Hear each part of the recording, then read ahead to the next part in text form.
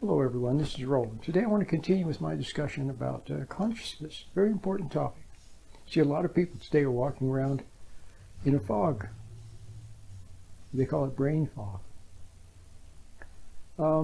Somehow you're just not totally there. And things happen and you don't know why they happen. And you try to solve your problems and things get worse. Something's wrong. You look for answers, and you can't find answers.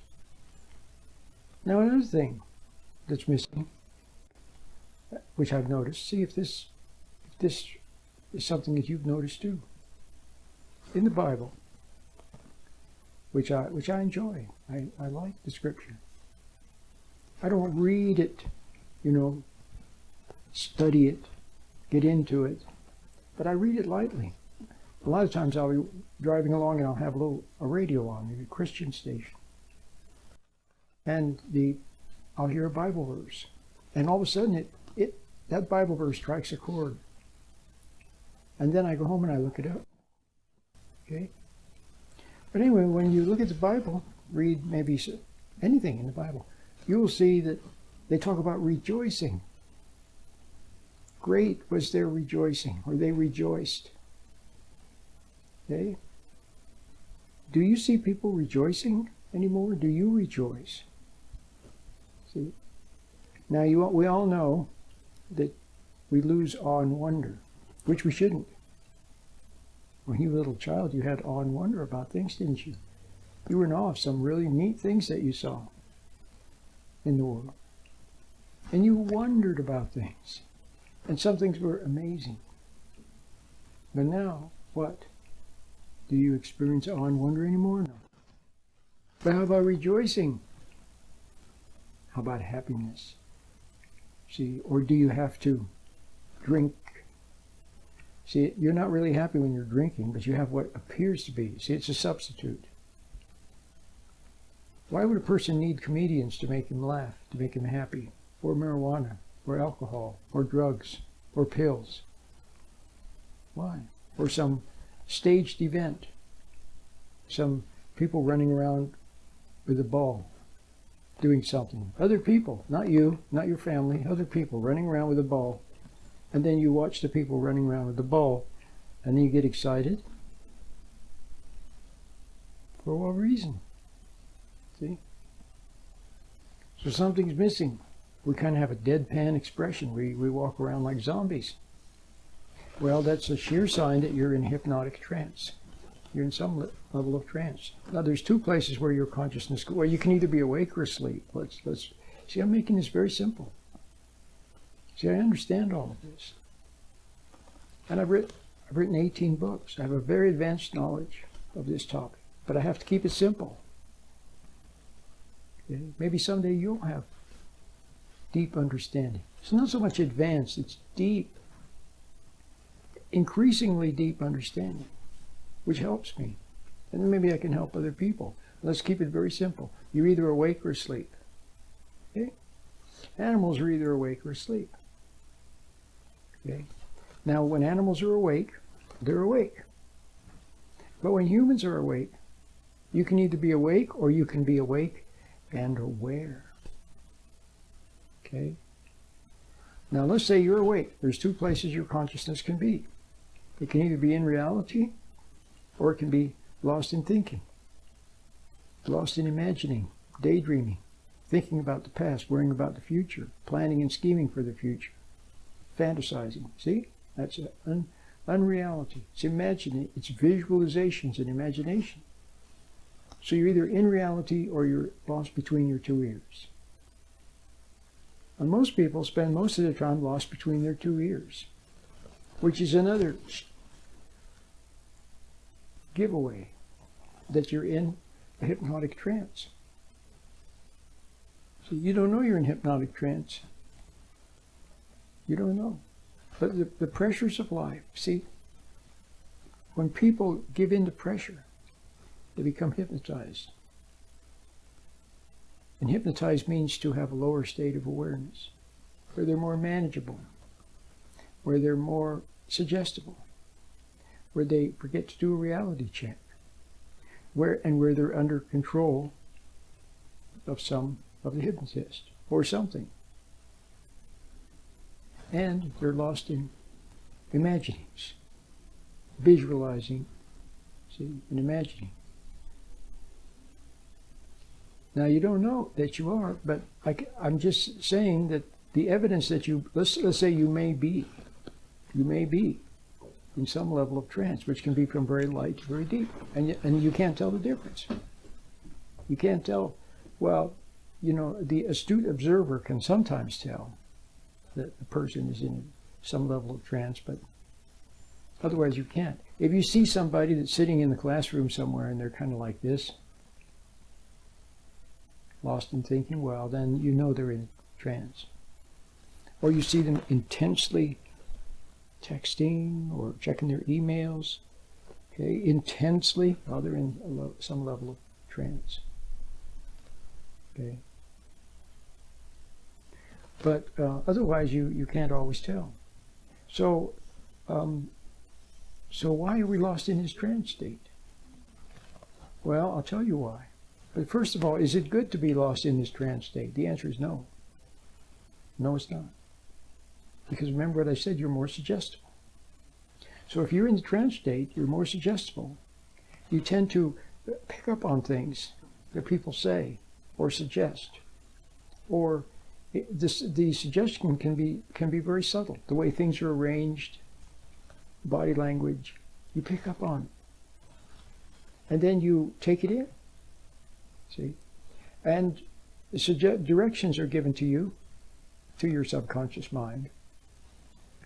And you follow those directions. And then after you follow those directions, you wonder, you think it was your idea. What did I do that for? Well, you make a reason up. You make something up as to why you did it. See?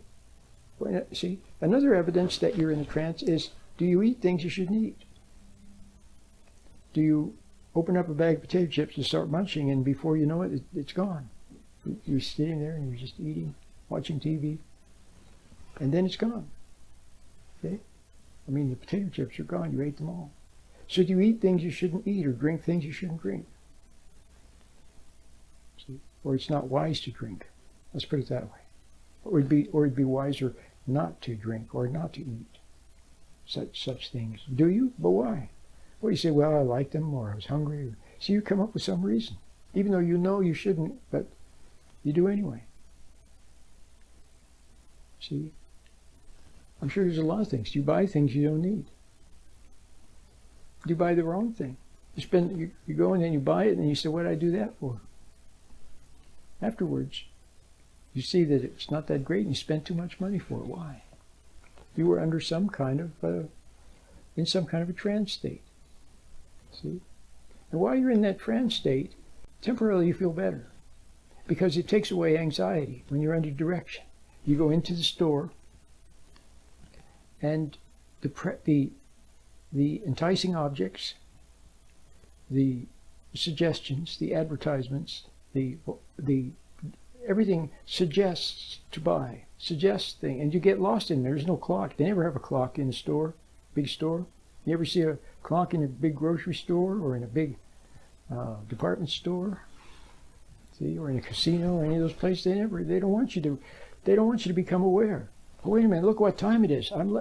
See, they don't want you to be. They want to separate you from reality, so they can make suggestions, and then you buy things. See. So there's more evidence that you're in trance. So the trance is not good. So here are the reasons. Number one, because you do things that are not wise. You're not living your own life when you're in a trance. It's suggested to you or pressured upon you. Or seduced. You're seduced. Or you act out programming from previous hypnotic situations. So that's one thing that's not good about it. The other thing is that you're not fully aware. People can take advantage. People can fool you. They can tell you things and be lying to you. See? And you don't detect it. Because when you're in a trance state, you're kind of, like I said, you're just not totally there. They tell you that they love you. And they're going to help you. or they've got this great thing for you. And you tend to go for it. See, they because they manage your trance. They know how to do it, which I'm not going to go into that now. So you're more vulnerable. Okay? If you're in reality, you do a reality check. You step back, you ask questions. See? You're skeptical. That's reality. Closer to reality. Now, the other reason why it's not good to be in this trance state, which I talk about frequently in my videos and on my radio program, is that you're farther away from God. So you can't find God in your imagination. You won't find God in thinking. You won't find God in study. You won't find God in rituals. You won't find God in visualizations. No, you won't. See? You'll find God. In fact, the Bible even tells us not to make images. See? It tells us, do not make any graven image, it says. Well, what about this idea of image? Is it good to make images in your mind? To see about such things? No. See, the image is very powerful. I was reading an article about one person who was saying, well, there's a bird that keeps flying into my window. Okay? And then the expert on animal behavior said, well, there's various reasons, but one of the reasons is that the reflection in the glass of the outside, of trees and sky and everything, the bird can't tell the difference between the reflection and the real thing. So he thinks it's the real thing. It's the real trees and sky, and he flies into it. See? See, the image is very, very, see? So you got the idea. You want to find God? He's in reality. See, he made reality. He made the world. The whole universe he made. And he made people in his image and likeness. And he gave you intuition. He gave you eyes and ears so you could see and hear and taste. And he gave you intuition so you could wordlessly know things. See? And then he gave you a brain also so you could do math and build things and so on. But he didn't give you a brain so you could be lost in it all the time, in imaginings, in another reality. See, if you're either in God's reality or you're in someone else's reality, fantasy, delusions, or projection. So who is it that wants you to be deluded and in some kind of a projection and not in reality? Not your friend. See? So God is in reality. So you want to get closer to God. You want to pray to God and have God hear your prayers and have him answer your prayers and maybe sense God's presence. And have this intuition, this problem-solving, problem-resolving faculty of intuition. See, which is wisdom, enlightened reason, intuition, conscience, see, which is from God. If you want all those good things, then you have to be in reality. Well, you don't know whether you're in reality or not, because remember I said you may think you're in reality, but you're actually in some level of a trance. Okay? Because things lend themselves to putting you into a trance. See, first of all, nowadays we have so many things, whether it's texting or internet or television or music or entertainment, sports. Those things all tend to pull you into to fixate your attention and pull you into images. Video games, see? So there's that. And then there's drugs, see, which have a hypnotic effect on the mind, or tend to pull you from awareness, down from awareness. So you have all those things working against you. And then, here's the thing. Because you start to feel guilty. For what? For guilty or anxious. Anxious. They had a term called the anxiety of being. Wasn't there a movie called The Anxiety of Being, or a book? I think it was a movie. See, the sheer fact that you're not living your own life. See, The sheer fact that you're not living as, you're not the person you were really meant to be. You don't know your purpose. You're playing the other man's game. That in itself is enough to make a person feel anxious, and which is akin to, which is an unrecognized form of guilt. Guilt before God, before conscience, before what you could have been. In light of what you could have been, you see what you are. In light of what you once were, even when you were a little child, you had innocence, you had brightness, see, and you lost it. The hypnotic trance. And how did you fall into it? By being shocked, by being traumatized, by being seduced, by being pressured. See? So now, notice too, so you want to know whether you're in the trance or not. Well, here's another thing. Ask yourself, how about when you're pressured? When somebody pressures you to buy something, or to do something, or to think something, or to go along with something. See? Whether it's your wife, your boss, the peer group, anyone. When they pressure you, do you feel that pressure? See? Does it make you afraid, and your heart starts pounding and you don't dare speak up? Do you speak up, or are you a people pleaser? Do you go along to get along because you can't stand up to pressure? Pressure does something to your mind. It makes you more manageable, more easy to sway, and then you go along, and then they give you approval for going along. See, well, that's another sign of the trance state. You're not your own person. You're not pulling your own strings. Okay? And another reason why, so you need to do a reality check. Okay? How about the presence of an authority, like a school, like when you were a little child? Now, how about if you encounter a school teacher? How about if you have to speak up to your child's school teacher? Does your heart start pounding and your knees start knocking? See? It's because of the effect of pressure a long time ago on you. Now you still feel it. See? And your mind goes blank and you don't know what to say and you fumble for words, and then you end up throwing in the towel and going along, or you make a fool out of yourself.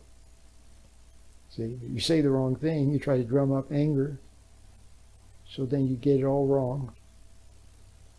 And then you make a mess out of it, so then that's even more reason why you want to go and hide. See? So because of this, and then guilt for other things, like resenting other people, judging them, being phony with them, being dishonest, being a little bit sneaky, being selfish.